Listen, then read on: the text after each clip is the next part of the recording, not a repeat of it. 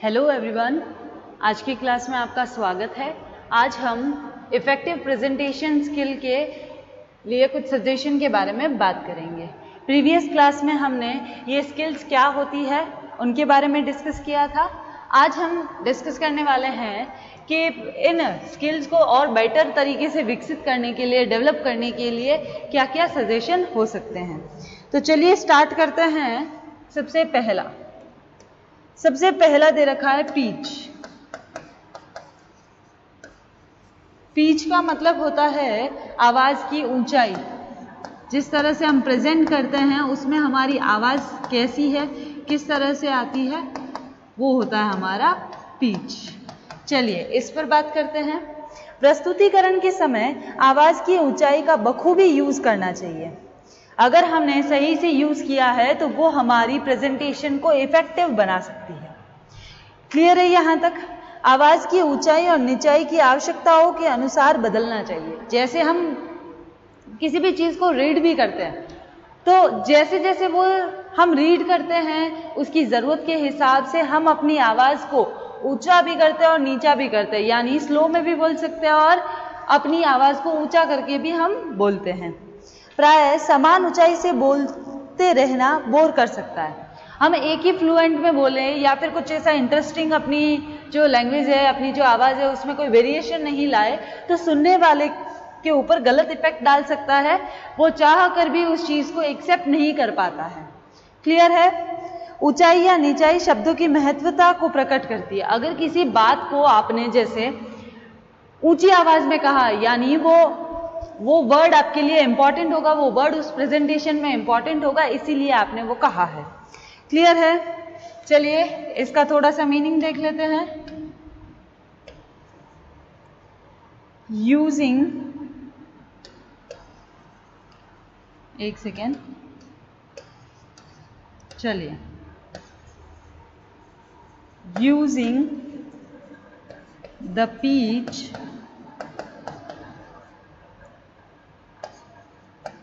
of the voice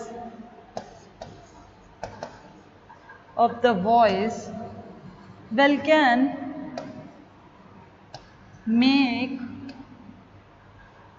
the presentation effective। अभी हमने बताया ना कि अगर हम अपनी आवाज को आवाज की ऊंचाई से हमारी प्रेजेंटेशन को हम क्या बना सकते हैं, मोर इफेक्टिव बना सकते हैं। Presentation effective. क्लियर है? इसके बाद दे रखा है the pitch should be change as per requirement. Speaking on the same speech can be quite boring. अगर हम सेम पीच रखेंगे, सेम ऊंचाई, आवाज की ऊंचाई रखेंगे तो वो क्या कर सकता है, बोर कर सकता है, बोरिंग हो सकता है, जिससे हमारी इंपॉर्टेंट बात भी लोगों को समझ नहीं आएगी, उनको अंडरस्टैंड करने में दिक्कत आ सकती है। तो सबसे पहली जो सजेशन था वो ये था कि आपको अपनी आवश्यकता अनुसार क्या करना है, आपकी आवाज की ऊंचाई में परिवर्तन करना है। चलिए सेकेंड की बात करते हैं। सेकेंड है हमारा रेट और स्पीड। रेट और स्पीड, ठीक है।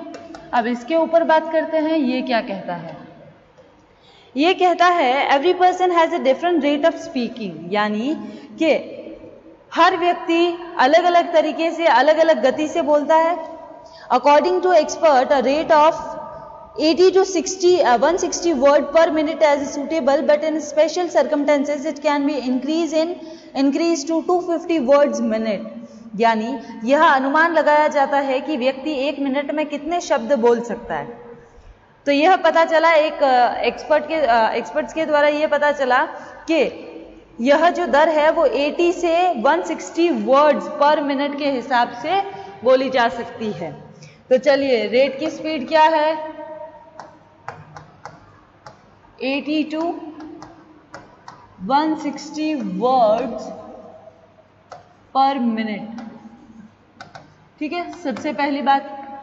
अगर अदर कोई सर्कमस्टेंसेस आ जाते हैं जिसकी वजह से आपको चेंजेस करने पड़ सकते हैं तो वो उसमें कितने वर्ड्स होंगे? अप टू, एक सेकेंड, अप टू 250 वर्ड्स, ठीक है। उसके बाद the rate of speaking should be change as a required, the rate of speaking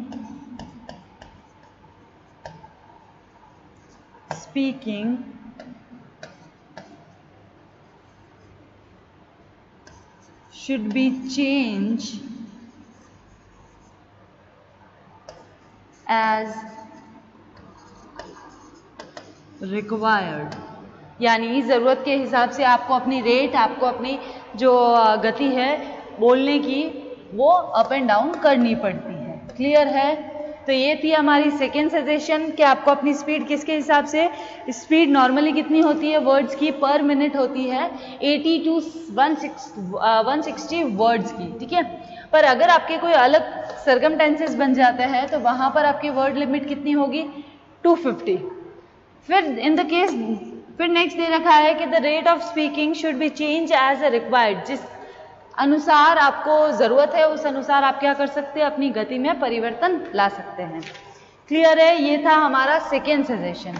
अब बात करते हैं हम थर्ड की। थर्ड है हमारा वॉल्यूम। अब वॉल्यूम क्या है उस पर बात करते हैं। वॉल्यूम यानी विस्तार, हिंदी में उसको विस्तार बोल सकते हैं, ठीक है। अब देखिए, the volume should be such that everyone in the audience can hear. हमको अपने विस्तार प्रस्तुतिकरण के समय आवाज सभी श्रोता तक नहीं पहुंचती है तो हमारा प्रेजेंटेशन वेस्ट हो जाएगा। अतः हर प्रेजेंटर को अपनी आवाज में इतना वॉल्यूम रखना है कि जो भी ऑडियंस है वो इजीली उसको सुन सके। विस्तार इतना ज्यादा भी नहीं होना चाहिए वॉल्यूम कि उसको सुनने की वजह से लिसनर्स जो है हमारे ऑडियंस उसको डिफिकल्टी आए। तो चलिए इसको थोड़ा सा रिटन डाउन करते हैं ताकि आपको नोट्स बनाने में इजी रहे। The volume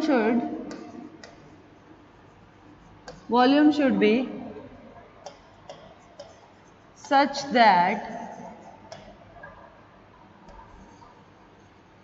everyone in the audience can hear। आवाज का वॉल्यूम इतना होना चाहिए कि सभी जो ऑडियंस है, सभी लोग वो आराम से सुन सके। It should not be a high either that it creates problem for audience। हमको इतनी भी हाई नहीं रखनी है अपनी वॉल्यूम के जिससे ऑडियंस को परेशानी उठानी पड़े। क्लियर है? ये था हमारा थर्ड। अब हम आगे बात करते हैं फोर्थ की। फोर्थ है हमारा वोकल क्वालिटी। वोकल क्वालिटी, अब इसके बारे में बात करते हैं हम, ठीक है।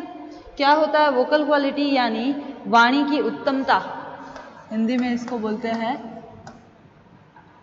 वाणी की उत्तमता, ठीक है। इस पर बात करते हैं। देखिए कि वाणी में हम अपनी जो वोकल क्वालिटी है उसमें मिठास, गुणवत्ता या उसकी सफलता तभी मानी जा सकती है जब वो दूसरों के साथ साथ स्वयं को भी आनंद प्रदान करे। यानी हम यहाँ पर कह सकते हैं कि it can be said a sweetness and quality of voice is good when it please the speaker as well. The effective of the presentation depend a lot of on a vocal qualities. देखिए, it can be said the sweetness and quality of the voice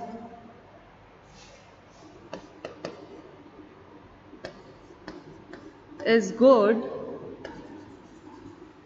when it pleases the speaker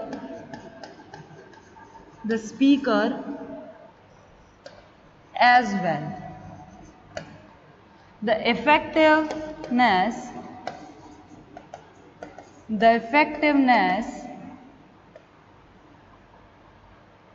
of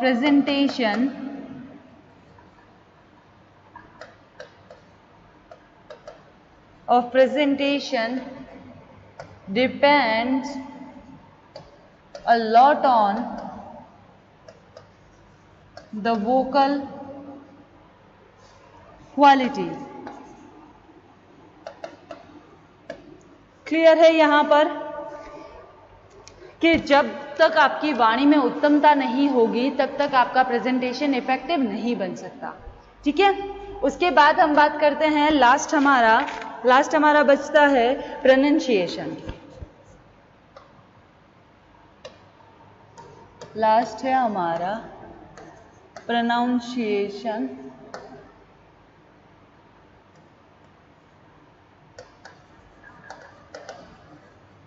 उच्चारण आपका, आप जो शब्द बोलते हो उनका उच्चारण कैसे है वो भी आपकी प्रेजेंटेशन को इफेक्ट करता है। यानी कि प्रस्तुतिकरण को प्रभावशील बनाने के लिए उच्चारण का शुद्ध होना अत्यंत आवश्यक है। आप जब भी प्रेजेंटेशन को इफेक्टिव बनाने के बारे में सोच रहे हो तो आपका प्रोनाउंसिएशन बेटर होना चाहिए। किसी शब्द विशेष पर आवश्यकता अनुसार दबाव देना, अनगल शब्द न बोलना, अनावश्यक शब्दों जैसे तकिया कलम आदि को न बोलना और शब्द को पढ़ते रहना, जिससे आपका क्या होगा, उच्चारण शुद्ध हो सकता है। To make the presentation effective the pronunciation should be correct. यहां पर हम डायरेक्ट हाइलाइट्स को ही लिखते हैं। Pronunciation should B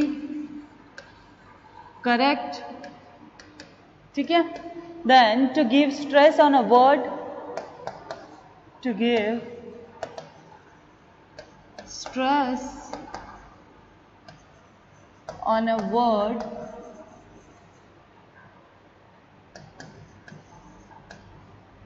not to pronounce incorrectly and not to use unnecessary words, not to use any unnecessary words। Clear है यहां पर? ठीक है, a speaker can develop good communication skills with the help of self confidence taking deep breath and practice and clarity. अगर एक person self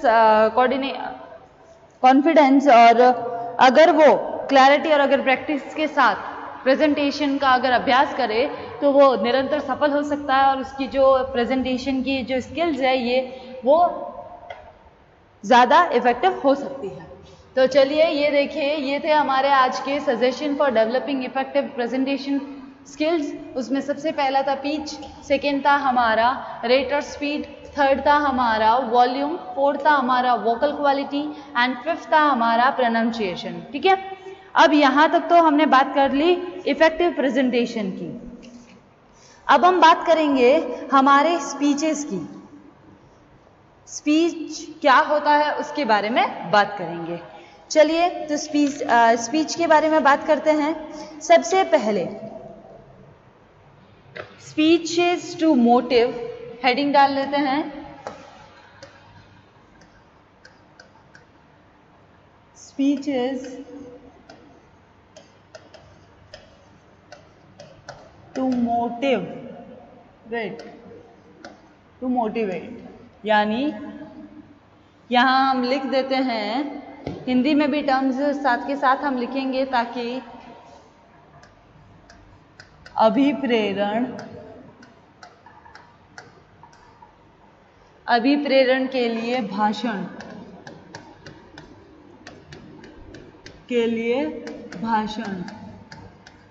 ठीक है, उसके बारे में बात करेंगे। जैसे कि हमने पहले की क्लासेस में हमने बता दिया है कि प्रेजेंटेशन 2 टाइप की होती है। कौन कौन सी? देखिए यहां पर हम पहले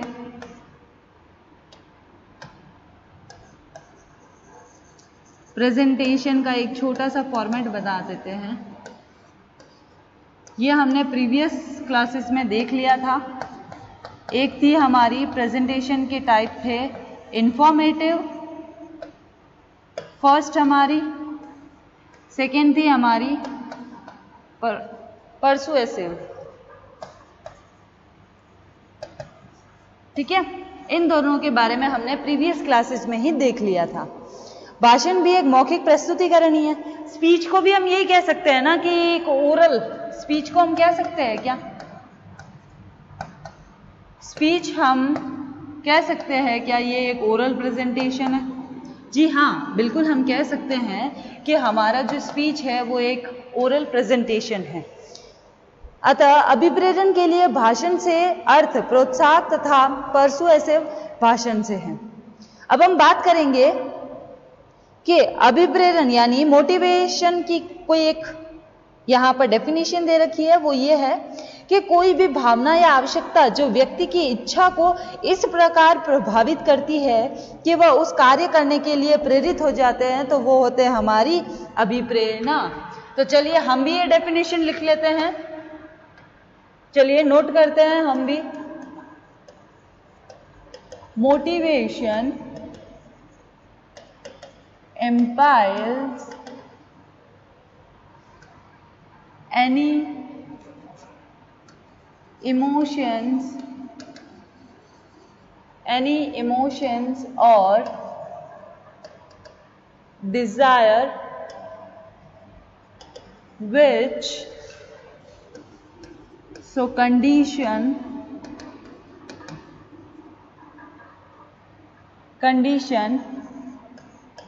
one's will that individual is propelled into a action। यानी ऐसी क्रिया जो आपको काम करने के प्रति आपकी इच्छाओं को इस प्रकार प्रभावित करती है कि आपको वो काम करना ही है और आपको उस काम के लिए प्रेरित करती है, तो वो होता है हमारा मोटिवेशन। ये डेफिनेशन दी गई थी वैसे स्टैनले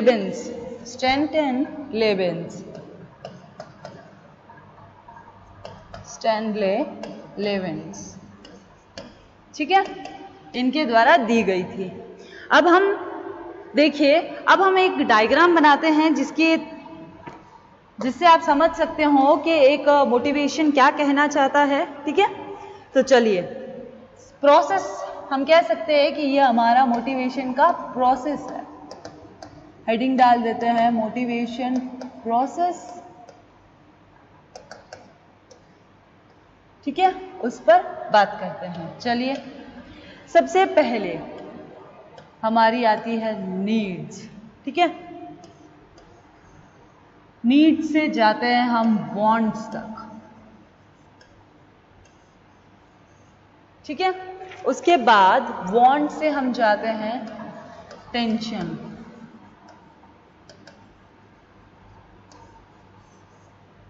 ठीक है, टेंशन से हम जाते हैं ड्राइव यानी प्रेरक, हम किससे मोटिव हो रहे हैं वो। फिर हमारा आता है सर्च बिहेवियर, खोजबीन कर लेते हैं हम, सर्च बिहेवियर। ठीक है, उसके बाद फिर आता है हमारा एक्शन। ठीक है, उसके बाद नीड्स सेटिस्फाइड, हमारी जो नीड थी वो सेटिस्फाइड हो गई, यहाँ आवश्यकता की पूर्ति हो जाती है। यहाँ हम इनको लिंक कर देते हैं क्योंकि ये एक प्रोसेस है। उसके बाद बैलेंस रिकवर्ड, ठीक है, ये आता है। इसके बाद ये यहाँ पर आपकी जो प्रोसेस है वो कंप्लीट होती है। ये देखिएगा, ये है हमारी मोटिवेशन प्रोसेस। क्लियर है? मोटिवेशन प्रोसेस में सबसे पहले हम गए थे नीड्स, फिर वांट्स, फिर टेंशन, फिर डिराइव्स, फिर सर्च बिहेवियर, फिर एक्शन, और फिर नीड सेटिस्फाइड हो गई, और फिर बैलेंस रिकवर हो गया। तो ये है हमारा मोटिवेशन का प्रोसेस। क्लियर है यहाँ तक? अब हम आगे की क्लास में, नेक्स्ट क्लास में हम ये बात करेंगे कि हम मोटिवेशन के लिए, अभिप्रेरण के लिए जब भी हम स्पीच तैयार करते हैं तो हम किन किन फैक्ट्स, किन किन पॉइंट्स को हम मद्देनजर रखते हैं, ध्यान रखते हैं कि ये पॉइंट्स होने जरूरी है। ठीक है, तो उन पॉइंट्स के बारे में हम नेक्स्ट क्लास में डिस्कस करेंगे। आपको अभिप्रेरण की प्रोसेस, मोटिवेशन की प्रोसेस इसलिए बताई क्योंकि हम मोटिवेशन का जो स्पीच है उस पर, ये देखिए स्पीचेस टू मोटिवेट, अगर हमको स्पीच देना है मोटिवेशन पर, मोटिवेशन के लिए हमको स्पीच देना है तो उसके लिए हमको मोटिवेशन की प्रोसेस पता होनी चाहिए, तभी जाकर हम अपनी ऑडियंस को सेटिस्फाइड कर सकते हैं अपनी स्पीच से।